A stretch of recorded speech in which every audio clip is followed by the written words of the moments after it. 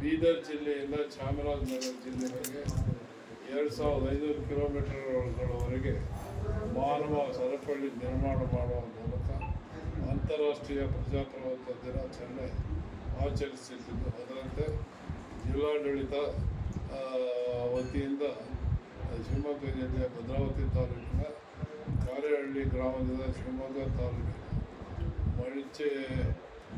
ಮಡಿಚೆ Cheeluru ಗ್ರಾಮದವರೆಗೆ 60 kilometre ಮಾನವ ಸರಪಳಿ ನಿರ್ಮಿಸುವ ಮೂಲಕ ಅಂತಾರಾಷ್ಟ್ರೀಯ ಪ್ರಜಾಪ್ರಭುತ್ವ ದಿನಾಚರಣೆ ಆಚರಿಸುತ್ತಿದ್ದು, ಜಿಲ್ಲೆಯ ಎಲ್ಲ ನಾಗರಿಕರು, ನೌಕರರು, ವಿದ್ಯಾರ್ಥಿಗಳು ಈ ಕಾರ್ಯಕ್ರಮದಲ್ಲಿ ಹೆಚ್ಚಿನ ಸಂಖ್ಯೆಯಲ್ಲಿ ಭಾಗವಹಿಸುವುದರ ಮೂಲಕ ಅಂತಾರಾಷ್ಟ್ರೀಯ ಪ್ರಜಾಪ್ರಭುತ್ವ ದಿನಾಚರಣೆಯನ್ನು ಯಶಸ್ವಿಗೊಳಿಸಬೇಕಾಗಿ ಈ ಮೂಲಕ ಕೋರುತ್ತೇನೆ.